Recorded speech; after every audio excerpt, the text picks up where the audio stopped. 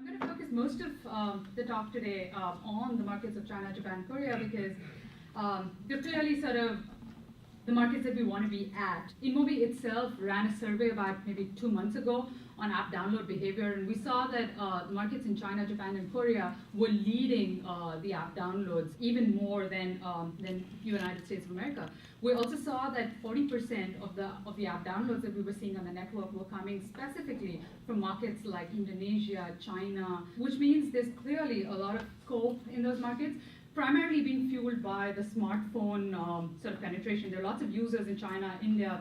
Also fueling this is how people are interacting with the apps themselves. There are a lot of app downloads. People are open to the freemium model, where freemium seems to have a lot more uptake. That's sort of another very positive trend. However, there are sort of obviously challenges associated with penetrating the Asian markets. Language, localization sort of being the most obvious, but then also cultural barriers.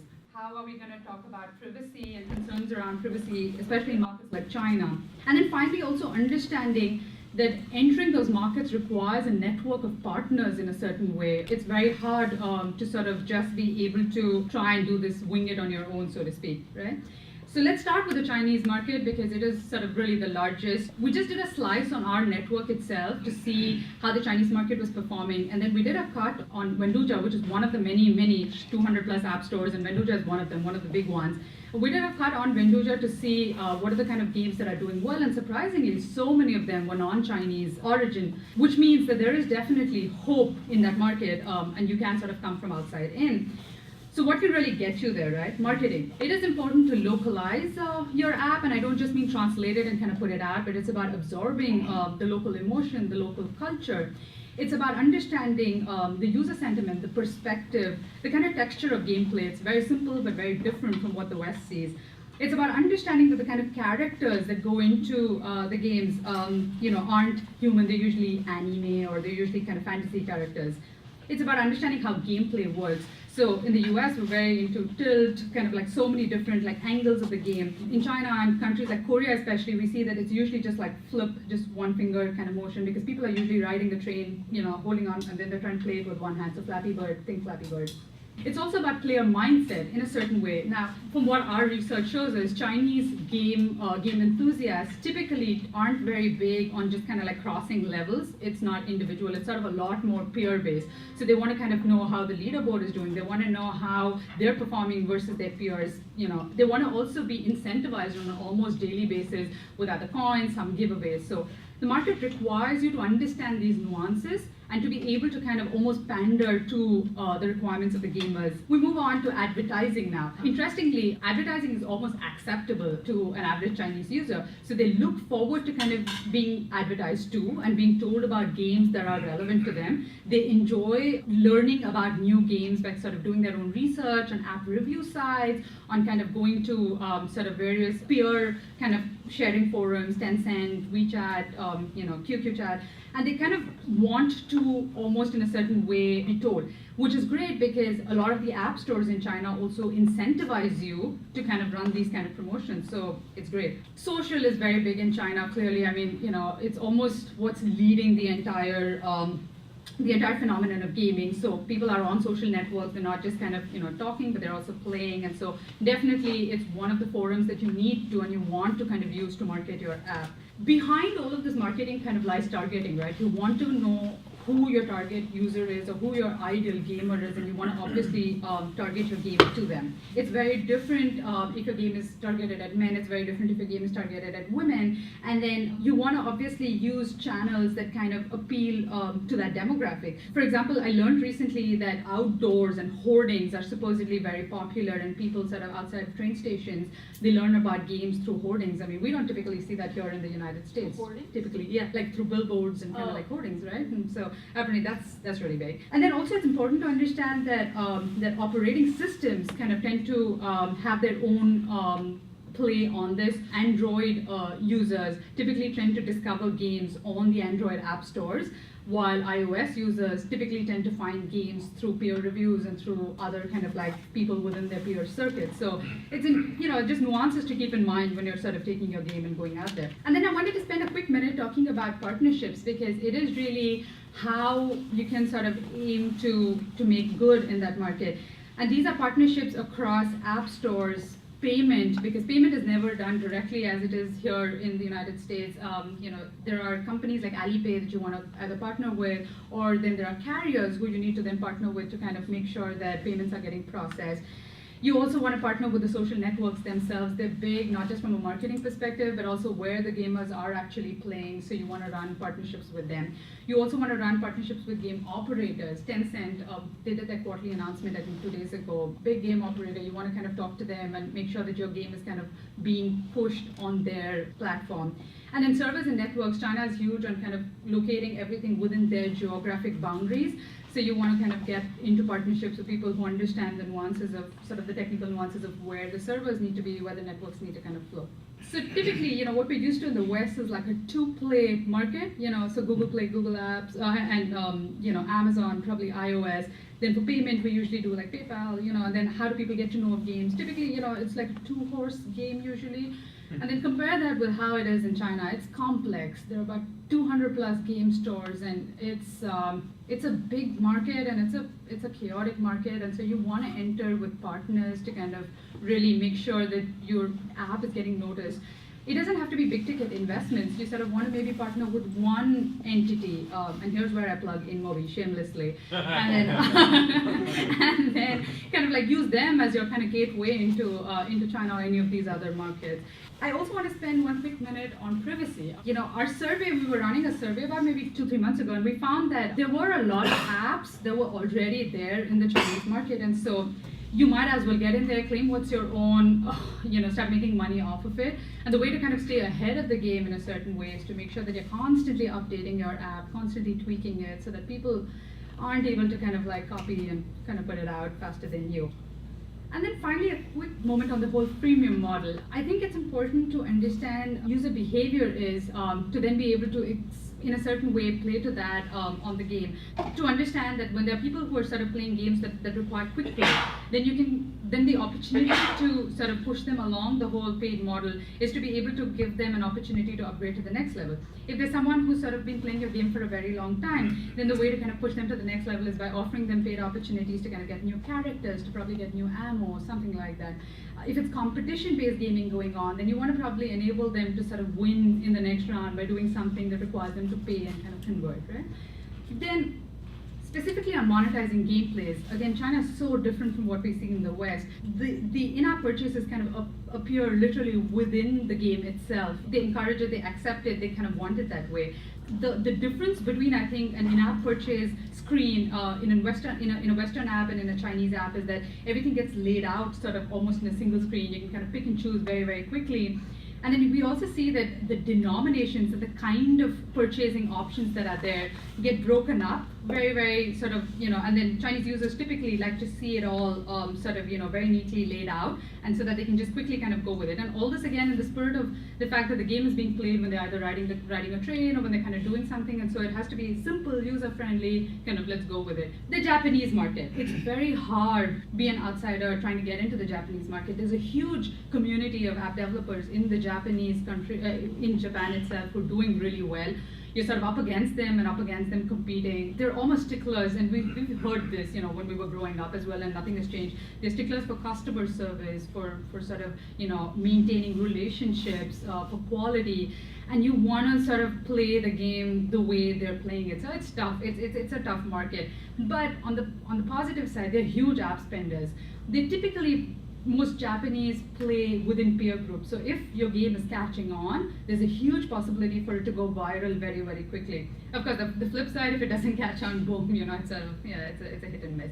So I was speaking to someone from Greed recently, and he told me that the level of gameplay, even among casual games, is so rich and it's so sort of immersive that we've not even seen anything like that here in the Western market. That's clearly what they expect out of their ads as well. They need to sort of be extremely rich, context aware. So it's got its challenges. again, how can you sort of market? It's a mix of media that you want to go after. Male Japanese users find recommendations for apps on review sites and on the App Store itself. You want to kind of show your download statistics. It's sort of, that's one part. And then there are opportunities to use television advertising, billboards, that sort of stuff. Specifically on how do you get to your target audience, right? And I read this somewhere that the Japanese game developer studios have more data analysts and data crunchers than game designers themselves. And that's because they're constantly kind of, taking in data and tweaking the gameplay based on that. They have this whole app player for life phenomenon. So they want to keep you engaged to the app kind of like, for a long time. They're willing to do what it takes in terms of making sure that you're with the game, you're doing what it takes. They're very risk averse. So once they do start to play a game, chances are very high that they're going to stay with the game and not sort of, try and kind of move on. So you want to make sure that, you're getting your user and kind of sticking with it. It's also interesting, and this is sort of from my personal experience as PR, and probably Alan can speak to that in a bit. When we were trying to do PR in the Japanese market, we tried to do it the way we were doing it in China and in India, where we try to kind of reach out to the journalist community, and we were told that that's no. It's a big no because you want to have a PR agency, you want to go the agency route, irrespective of whether it is PR or even just trying to get like into the app stores and stuff. So it's almost like a given. You need to kind of engage with a partner on the ground. Typically, most users that are on social platforms like Line and Kakao, they want to see new games, and so these platforms typically run like specials. They sort of have this whole thing of, on a particular day of the week, they will advertise to their entire database, and that's usually like 35 million users. They will advertise an app. You want to be in those opportunities, and to be there, you have to have partnerships on the ground to kind of make those happen. And then finally, this was sort of to my point earlier about running your game. In Japan, you can't just make a game, push it out, and sort of be done with it. I know we don't do that anywhere. We don't do that in the West as well. But here, you need to constantly be tweaking your game and constantly being sort of making sure that you're responding to customer feedback that's coming in, making sure that you're always on the button. There's this phenomenon of gacha cards. I don't know how many of us here in the audience have heard of gacha cards and how successful they were. Yeah. So for the uninitiated, gacha cards was sort of this revenue generating mechanism. They've now gotten almost away banned by the Japanese government because they were turning into like almost a gambling sort of thing. But hugely popular because it was about how they were incentivizing every individual user, basis of course the data that they collected, to stick with the game, and it worked. People were constantly kind of coming back and were being lured into playing in a certain way. So the Japanese market is very advanced, and you want to sort of be doing these tactics to sort of work over there. And the last part, and this is something that my dad was telling me, he's got experience working in the Japanese market, completely different industry, completely different generation, but he told me there's something called the Japanese art of persuasion.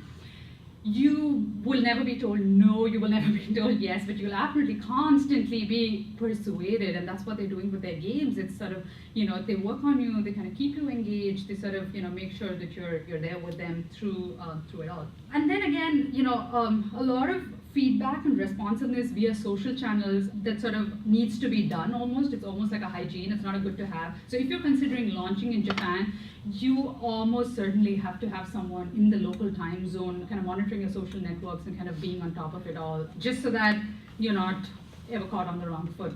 Okay, so then here we are with Korea.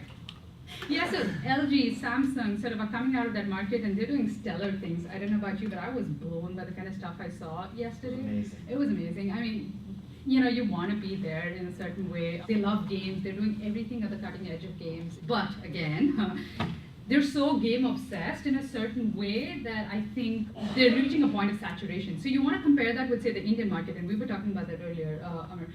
The Indians haven't yet caught up with gaming in a big way. So it's probably great, right? So it's sort of like an open playing field in a certain way, and you can sort of almost start. It's going to be hard because the ramp up kind of is, I think, going to take some time. But then with Korea, for example, it's going to be very easy to kind of get to your game. But then, of course, I mean, it's a saturated market. Again, what are the marketing kind of do's and don'ts? They're big, again, on social. There's Kakao Talk, there's Band. For gaming, there's Africa TV, again, big platforms, of a kind and of of a scale that we're not able to imagine sitting here. I have colleagues in Korea who tell me that everybody plays games. Kids play games, people above the age of 65, they play games. So it's sort of a market that plays games on social platforms like these, and it works very well for them. There is also this phenomenon that I want to touch upon specifically with Korea and Japan called pre-registration. So you're launching a game in China or specifically in Korea or in Japan, you want to pre-register. So this is one way that you can get people excited. You start teasing your content out, hopefully start to get the analytics on what people are expecting, what people are looking forward to, and then you sort of, automatically when you launch, it's sort of like, it's an easier gateway than sort of just arriving and saying, okay, here I am, and on the App Store. It works very well. Again, like with Japan, there's a lot of cross-play between gaming on the mobile phone and gaming sort of in reality. So a lot of the metro stations apparently have gaming booths. Again, in Korea, when you're trying to get into the local market, there are ample opportunities to kind of advertise your product outside of just the app, and the mobile experience itself. Again, partnerships are sort of the norm. You want to sort of partner with app stores, so interestingly, in San Francisco, our office is down here. The Mobi office is in Soma, and we share a wall with this company called SKP. They're huge in the payments space, and you want to sort of run those partnerships ahead of time because, again, the Korean market, they don't accept cash directly. Google Pay does not work in Korea. And then there's also this whole phenomenon of wanting to get onto gaming platforms that social channels run. So Kakao has like a Kakao game, and then Band has Band game. So there is this whole need to kind of partner with those channels as well. And then before you kind of the type of app is sort of like, I think, a misleading slide. What I was intending to say over here was not that you need to change your entire game plan of what kind of app you're building. That's not the intention. It is to say that you might want to tweak your app to suit the local taste. You might want to kind of position and market your app as being something which will be accepted in the Korean market because, anything that doesn't kind of fit into the local scene tends to smack of coming from outside, and automatically people don't relate to it and kind of want to play. And so think beyond gaming. We've all seen Gangnam Rap. The K-pop scene is huge, so you might want to have something kind of tied up with that. You might want to think about how the gameplay needs to be very, very easy. You might want to think about how casual games are sort of tending to reach a point of saturation in Korea. So why not start to look at the mid-core segment maybe, right? I mean, maybe it just requires a couple of tweaks, and let's start to look at that. There are, other kind of opportunities to be able to market your app within the App Store ecosystems that require you to kind of meta tag your app in such a way that you are kind of getting thrown up when people are starting to look for apps of a particular genre. So again, just some suggestions. It's intended to just be a guideline on how you can potentially start to think of markets outside of the West. And then a really quick summary, right? I think it's important to know, and I say this because I come from a market obviously outside of the United States, and it's very easy for people in their heads to bunch together Asia and think that all of Asia is like one large market, and a strategy in China is going to work in Japan, and it's not true at all. The countries there are very, very discrete. They have their own nuances, and while I think there's a lot of appeal in taking your game outside of the US, because clearly those markets are big, and those markets are looking for new types of entertainment, whether it's games, whether it's non-games, you might want to understand how to localize and contextualize your apps so that you're really able to crack those markets. For instance, in India, and I again say this from personal experience, apps like Uber and Airbnb are doing so well. They're almost looked at as like service apps in India, and there's this whole phenomenon of the rising Indian middle class that's lapping up apps like these. We're not big on games yet, but we will get there hopefully, and that's sort of going to be another sort of really great avenue to target. And then if and when you do sort of think beyond these three big markets of China, Japan, and Korea, there's a lot of potential in Indonesia, Malaysia, Singapore. That sort of entire region is also ripe for picking. It's not an easy move. I completely understand, and it doesn't have to be expensive. You can always look at a local partner. You can always look at someone who's going to be able to sort of help you cross over and make the transition a little easier. And you also want to think about your game not just as a game, but as this concept of game as a service, which is you're kind of constantly creating this engagement with your users and making sure that you're not seeming like an implant, and that you're sort of really, really local to that scene and how you're able to sort of really help the user itself. So I'm going to stop here and take a breath and open the floor up for questions. Yes. So quick question about pricing. Yes. Do you see in China that there's a need for more incremental pricing as opposed to the West? That's a very good question. In fact, I had it on one of my slides where. That's what it looked like. That's why I wanted to go back to that. Yeah, I think I went past it too fast. There's too many slides at the back to kind of go. But you're absolutely right. I think in China we've found that people get incentivized initially to kind of start playing your game. The freemium model is kind of mainstay, and people get incentivized to start playing your game because you want to provide you want to provide smaller denominations to kind of get them involved.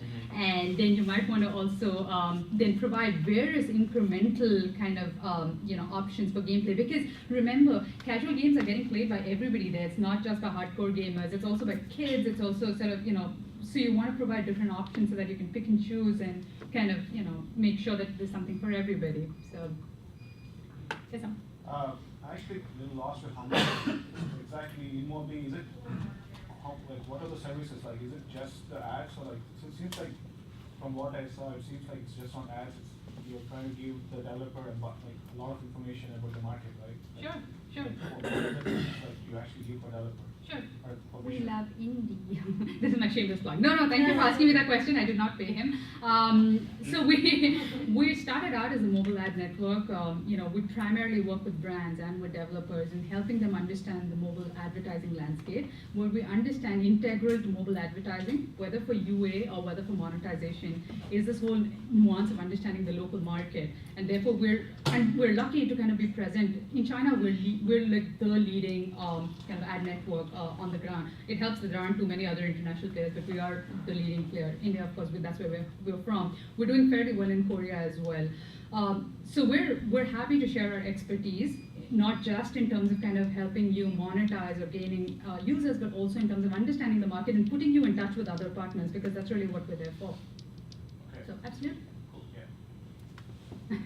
I have more questions for our speaker later. Absolutely. Happy to. Maybe one last question. Sure. One last question.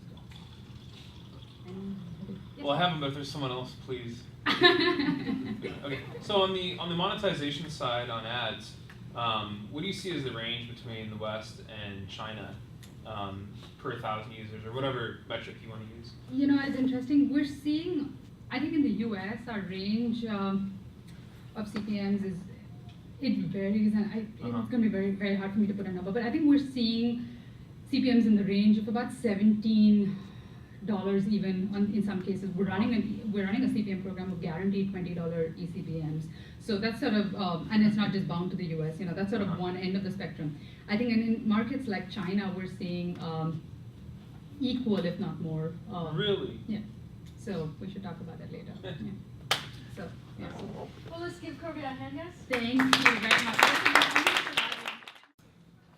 Before we get started, I just thought each of the speakers would ask you real quick, introduce yourselves, what you do, where you work, why you have an opinion on global marketing. Sure. Should I start? Sure. Hi, I'm Ja. I started quite a few gaming companies across the world, I guess. Did one here in the U.S. called RockU. Moved to Japan. Did a couple companies there, as well as operated in China. We have I also had some experience in Korea, just because SK Telecom was once upon a time one of our backers, so we've done a lot of business there too. I'm currently based in Japan, and I'm just in town once in a while, so very lucky to be able to attend the event. Hi, I'm Alan Dunton. I'm a partner with Triple Point Public Relations here in San Francisco. I've been doing PR since the late 90s for all types of companies in the technology space, video games included.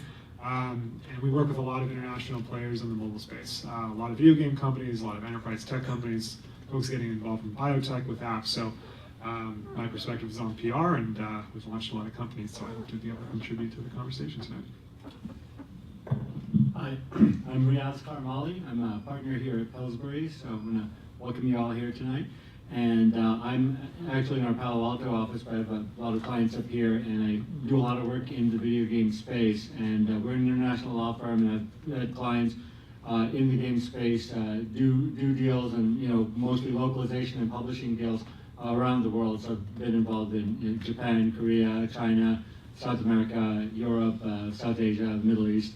So that's kind of the perspective that I bring, is sort of the legal aspects of getting those deals done with local partners. Awesome, cool. So the way we're going to do this is I will ask a question. Anyone can sort of say, hey, I'd like to answer this, or take this a different direction, or hold off on it, right? So first off, some general questions about discovery and marketing in general. So App Store placement, featured App Store placement, is it still the critical factor in an app launch or app success? Which country? Which country? Okay, so why don't you answer it based on different countries? I mean, by the way, the presentation you gave was pretty cool. Because there's a lot of stuff to cover. But different countries have different concepts of app stores, right? China, for instance, there's not the official app stores. I mean, there is the Apple one, but like in general, there's just quite a few app stores. And so how they work is, you have to get featured, but you pay for it. It's very different from how app stores work here. Like, it's not like this is the best thing. They basically figure out what's the stuff that makes the most money for the app store in general, and that's what they go with. And so Japan, app stores are important there, but overall, in general, just promotion of just like gigantic amounts of advertising is actually what drives distribution. Korea is basically app store driven, but the app stores are all mostly owned by the carriers. I'd say the first question any client that comes to us in the US prior to an app launch is, can you get us featured? And so we treat the editorial teams at Apple and Google just like we treat members of the press. If we can get an app featured in advance of launch, that's great. We've also found that companies that have a successful editorial launch, that is, they get a lot of positive previews and reviews leading up to launch day, and then obviously the metrics follow within the first couple of weeks of the app being live. We can then sort of position that to Apple and Google and get another featured opportunity, but it's still very much, I'd say, one of the most critical aspects to a launch in the US is that featured spot. Yeah. So what form of discovery do you guys prefer personally? You can answer this based on ROI that you see from a game development standpoint, or yourselves as users. Okay. Personal? Oh, you mean for like personal preference for basic success for your application? I mean, it's still, it's such a broad term, right? It's social, but like it depends on what you're looking at. The largest, I think the best thing for me to do is just focus on Japan. And so from a Japan standpoint, like as everybody probably knows, like Line Messenger and like a couple other things are just kind of like the key social platforms for things. And so the way that things kind of like really blow up is basically Line says that you're one of their featured applications, and featured means that they take a significant portion of your revenue, by the way. What's the range of? Anywhere from like 40 to like 70%, depending on it depends on the deal, right? Because like it might be a co-development or something like that. But the point is, but they can drive such ridiculous amounts of traffic just straight out the gate. Like you don't have to pay for anything. There's no advertising. But they have almost like basically a product management cookbook that you got to follow to make sure that it has all the right social buttons to go and press with it. But if and when it does well, like it just blows up. And there's that's the very, very significant way to get distribution. Korea's got a very similar type of thing, like with KakaoTalk. For me personally, app discovery is simple. I got a guy, he's like 23, he knows everything about apps and tells me which are the good ones. So I check with him weekly and just make sure that I'm up to speed on that. But it's interesting, advertising plays a big role. People always say in the US advertising doesn't influence download decisions or anything like that, but I think it does. You see an ad enough times in a game, you see enough ads online, you're going to take some sort of action, and then obviously social kicks in real fast. Is there a magic number of times I need to be exposed to an ad before I'm more likely to go? 7? That's a guess. All right. That used to be the business 101 talk, that 7 exposures, but who really knows, right? Maybe 2 months. So, I mean, it's really about, every market is different, it's about having the right partner. I mean, if you're going to be, as a US game company, if you're going to be relying on a partner there, you have to make sure you're picking the right one, and then they are going to guide you in all these sorts of questions in terms of the right way to get into certain app stores or certain markets, etc. But you have to pick someone who has a track record that you can trust. So this is a bit of a tangent from what we've been talking so far, but Jai, you mentioned Line takes up to 70%. I'm imagining if that's a core part of their business, they have standard contracts standard ways in which they deal with developers, right? And how much leeway actually exists in things like that? Because it's kind of a monopoly market, right? They have majority of the users. Yeah, the question is always how much leverage you have, and in the world of distribution in Japan, there's not a lot of leverage. Is really what it comes down to. So Do you yeah. think what they give you? To give you more detail about it, like the Line Marketplace is not an open marketplace, right? They basically they choose the games, and they don't. It's not like there's hundreds of, it's not 100 games, but like there's not like tens of thousands or like whatever games on there. Nobody, if you're basically selected to be released with their stuff, like that's pretty awesome. And Riaz, like jumping a bit to you, so for a company that is based in San Francisco, maybe is VC funded here or whatnot, and they go to Japan, and and you can't really do much with those contracts. What can you do?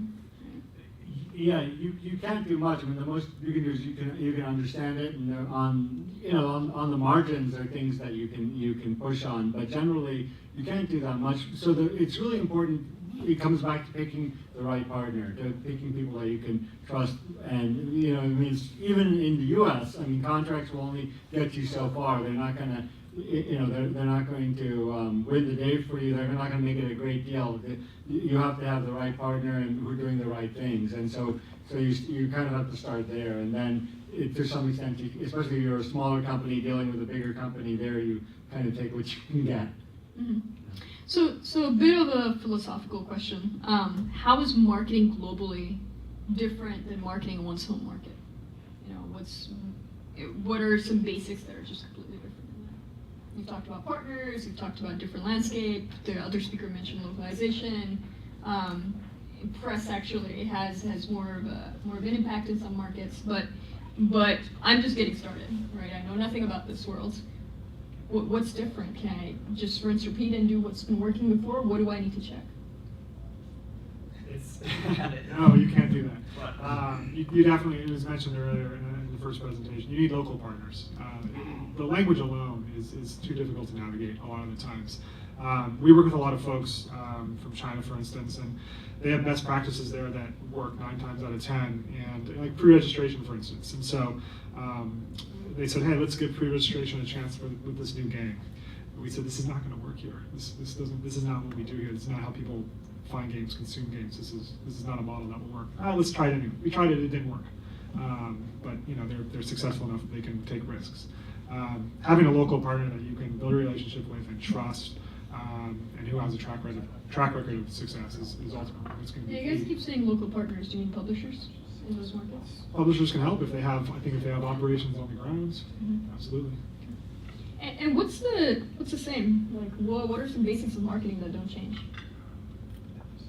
The passion for building great apps, whether it's at the end of the day, you can reskin a game, you can make sure it's culturally relevant or sensitive, whatever the challenges might be. But a good game is a good game, and it can be customized for individual markets. But at the end of the day, if it's not a good game, it's not a good game, right?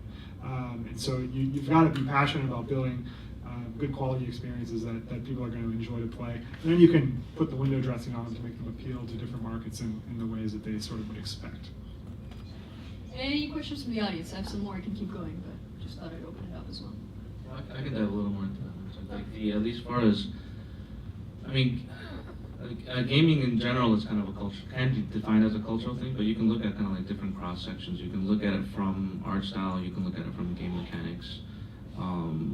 Since I'm more from the game design, the marketing stuff, kind of like the funny analogy I always like to draw, for instance, is like certain games do work a lot of places. So Angry Birds, for instance, is popular in every part of the world except for Japan. It never got any traction, no matter how hard they tried. That's just kind of like, I'll give you an idea, right? So from like certain basic gameplay type stuff, that's kind of got some really interesting innovation and has decent broad appeal for our art style, which is not too American-centric or another country specific.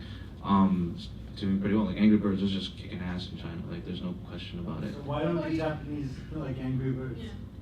Which so that goes down to like whenever I look at kind of like a cultural and a gameplay thing, it's how far down the rabbit hole you go, right? Japan and Korea actually is funny because they've been you know, what they call it the Galapagos effect, which is like they've been on an island for so long, the kind of like the tech tree of games that they've gone down is like really, really far. And so it's not like Angry Birds is a bad game, it's just like way too darn simple for them. Right, like everybody, like the most popular game, which is funny, like it's called Puzzles and Dragons. I think most people have heard of it, but like it's a puzzle RPG game, but it's pretty darn hardcore. But you see everybody play it, like moms, dads, women, guys. Like, and you go on a train, like the probability of running into the game and just some random person that's like not part of what you determine as a casual, as a hardcore gaming demographic, like they're all playing that. So that gives you an idea of like kind of what that taste is. But Japan itself is just like super weird. Like if you look at a lot of different statistics for like, I mean, it's actually a fundamental philosophical problem that they have right now, even with like the old school game companies like Capcom and like Nintendo or Konami. Is like, if you notice, like no American game is popular in Japan, and quite honestly, no new popular Japan game is really popular in the United States either, because like everything's kind of gone down these like weird cultural niches, right? Like so all the big things that are big in America, like Call of Duty, Battlefield, and whatever, like. Even Destiny right now that's come out like for PlayStation, like the traction in Japan is just much weaker than any of those publishers ever expected, right? And vice versa. Like no new titles are being published. Yeah, just totally different worlds. Whereas China definitely doesn't have that problem yet, because amusingly enough, they I can say this, I guess, is because China hasn't come up with a lot of original IP stuff, and so they don't necessarily have that issue. But yeah, Korea's got a lot of hardcore stuff too. Like and so they've got similar types of stuff, but they're a little bit more bot based, and American stuff appeals to them a little bit better. So, asking quickly about like PR. Does anyone really read app reviews anymore? I hope so. I think people do, but I don't think it has the effect that it once had. A couple of years ago, I think app reviews did a lot more. But the market's saturated, it's dominated by a few key players, particularly in the US, and it's tough to get traction. So I think they can validate a brand a lot of the times. If you're a more mature app company, like a Backflip or Storm8 or folks in that realm, PR takes on a different form. You're telling corporate stories, you're telling stories about your growth and your vision, less so about your individual product launches. So I think it shifts a little bit. As a practitioner in the space, what things are you looking at as a PR person as things evolve? How are you changing? I'm not the youngest guy in the room here, but I started my career in advertising. That's changed a lot in the last 20 years. What are you looking at now that's different than what you're looking at? I think a couple of years ago, my firm was doing probably 2 to 3 game launches a week in the App Store, and that's slowed to probably 1 a month right now. Most of the companies we work with now probably still dominate the top 100. They have sort of either massive portfolios of games like Storm8, or they're Amanji. They have Temple Run essentially. And what they've found is that they've created really strong businesses for themselves over years. And so the story has changed for those types of companies. It used to be all about this specific product. It's not about that anymore. They're grown-up companies, and so the PR challenge for them changes. They are moving into new markets. They're going to Asia. They're going into Europe more aggressively. And so there's different types of PR opportunities for those types of stories. Does that impact downloads? Probably not. But does it impact investment opportunities? Absolutely. What does a game PR launch look like now?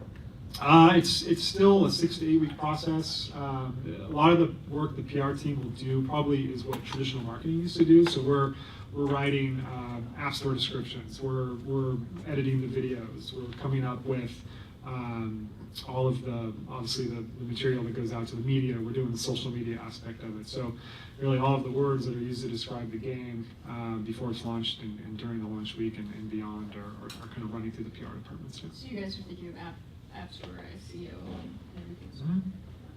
Mm-hmm. So besides translating and thinking of localization, what else do we need to keep in mind when we're just looking at PR, global PR in other countries?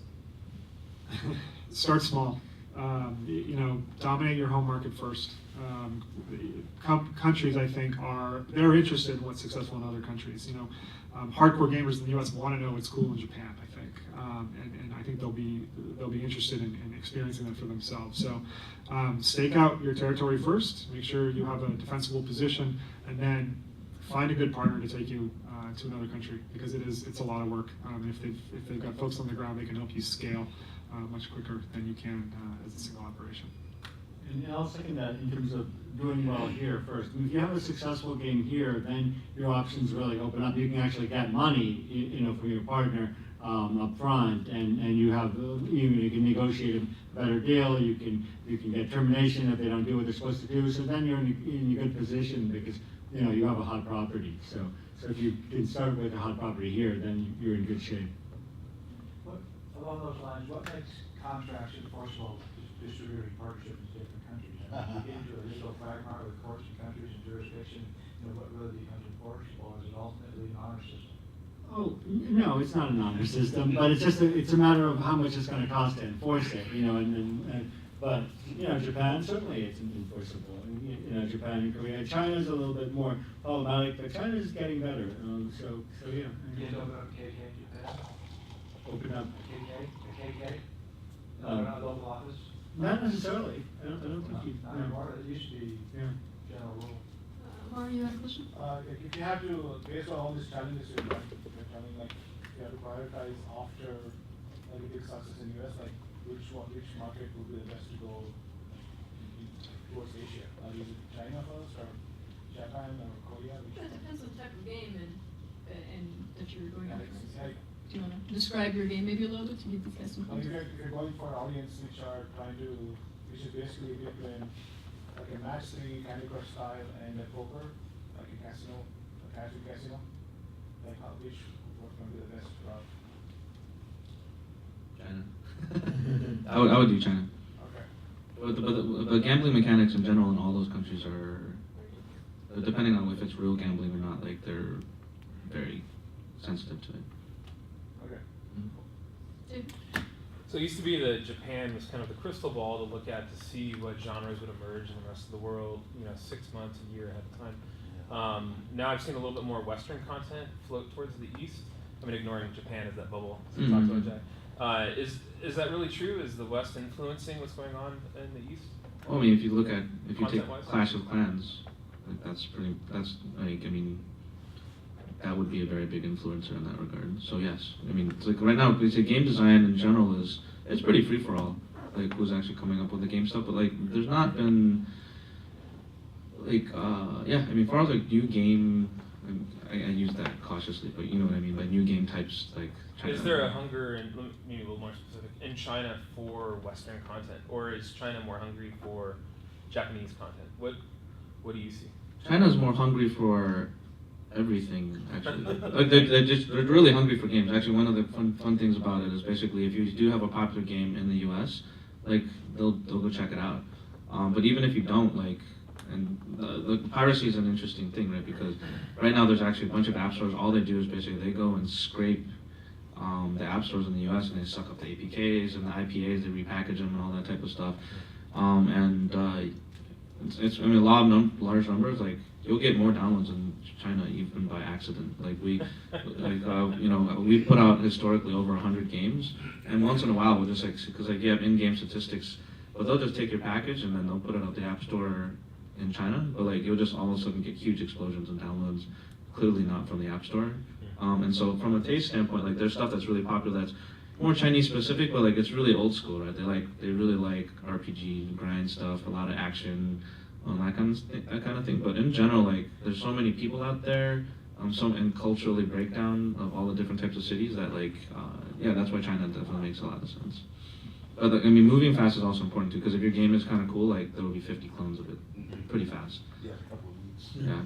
And that's why I mean, example is Clash of Clans, obviously, cloned to death. But in Japan, there's a new game that's just a new $1 billion game called Monster Strike. And immediately, they're cloning it like nuts, right? So the game companies there are just looking for all sorts of quote unquote inspiration. And so they are, that's, the West is definitely a good source for that stuff. So going back to global marketing, major failures in global marketing by U.S. companies, by... Is this quotable? Is this quotable? If you want, we can slice it away from the video if you make a request to Harry nicely. But yes, we can cut it out if you want. Oh no, global. Big failures. You mentioned Angry Birds. That didn't quite work. Is there any others that actually failed because of the marketing efforts? Well, how about I do a failure but then success story? We'll do that this week. Okay, those are. I mean, Clash of Clans obviously kicking ass, right? Like really big game everywhere. But they ran into the same issue. They went to Japan and they thought that doing the same kind of business model that they did before for product promotions and advertising would do it, but it didn't work out, right? Because I mean, the story with Japan is, when I say social, it's kind of like loaded. It basically means when everybody thinks something's super popular, they're going to go and at least check it out, right? Like there's a huge mentality with that with Japanese games. So Clash of Clans, they did performance marketing, they did things like emoji type of stuff, like, Facebook ads are very popular in Japan, or very effective in Japan. And they got basic traction, but they were basically spending through the nose, right? Like you definitely weren't making it back. The funny story about Japan is that what's most effective is actually gigantic full media blitzes, basically TV commercials, buses, buying out train stations, which is like, it sounds like a lot of money, but in the grand scale of things, if you compare it to like overall Clash of Clans advertising campaigns, it's actually not that much. And so initially they did not do very well, but then they basically partnered with SoftBank, which is a carrier there, and then B, they basically did gigantic media blast. Like literally, like I live across from like a really big place called Roppongi Hills. It's a huge, like basically painted half the building with like Clash of Clans characters, like TV commercials every 5 minutes, that kind of thing. Like, and based off of that, they basically started to succeed. And so now they basically have the critical mass from a media blitz standpoint, and people are like, oh, this is a very popular game, even though it might not have been popular, but they clearly bought a ton of commercials. And from that standpoint, then people started to download it and try it out. And you said commercials in traditional media works really well in Japan. Yeah, so it's funny, when you go to Japan and turn on the TV, 1 out of 3 commercials is a game commercial. Wow. Like, if not more. Like, it's actually It's affordable for startups. It's much more affordable than it is in the United States. Because like we were saying, like basically in America you want to buy out like Los Angeles, the many metropolitan areas. In Japan you can just buy out Tokyo. That'll kind of do a pretty good deal for that. So it's pretty interesting. It's a different dynamic, that's for sure. But like the funny thing is, to not name any companies, but when Japanese companies come to the United States, I think that same model works here, and then they just blow a ton of cash without the same ROI. Yeah, I wonder who one Yeah, but like I mean, so when Japanese companies go across, like the performance marketing stuff is much more important, and it takes them a cycle or two to learn that. This is supposed to be a topic on global marketing, and Alan, you were at Big Point, and they did the same thing in Germany too, right? Yeah, they bought a lot of remnant television for all of their online games, and basically you'd see a 30-second ad or a minute-long ad, 2 o'clock in the morning, and there'd be a code, and you'd go to your computer right away and enter it, and they drove 100,000 signups a day through television ads, and it cost them nothing. They tried to replicate that in the United States, and it was a horrible failure. So, how important is for social media marketing in other countries, right? A local on-the-ground coordinator who understands, how to repurpose the content. How important is that? Unquestionably. Again, they have to be. They're local. They understand the culture. They understand the language. They know what's happening. It's timely. How do you find them? Mm-hmm. Agencies have droves of these people. Lots of agencies have sister agencies that they work with. There's lots of contractors to finding the right resources is not necessarily difficult. It's making sure that once they're part of the team, that they are empowered to do the job correctly and that they're being fed the right kind of content to work with. Social media, a lot of people, you can tweet twice a day, it's fine, but a lot of the times there's sort of big formal plans put in place to make sure that there's a system so that you can guarantee that people are engaged and responded to and things are acted upon. The risk is always that social media channels become another form of customer support or payment issue resolution, and you really want to make sure that you don't do that. If you've got a social media campaign in place with folks on the ground sort of executing against that, make sure that they stay focused on the goal, which is to really just spread the fun of the app, right? So, any other questions? Any others? So, Actually,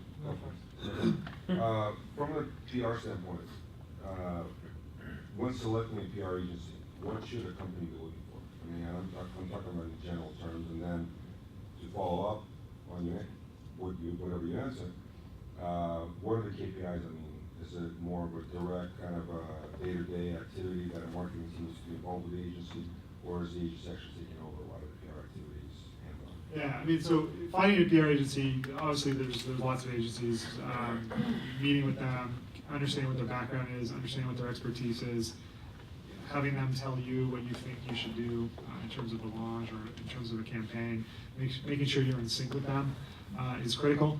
In terms of sort of the workload, effectively, it can be managed in a lot of different ways. Lots of firms work directly with in-house marketing and PR people regularly, that's fine.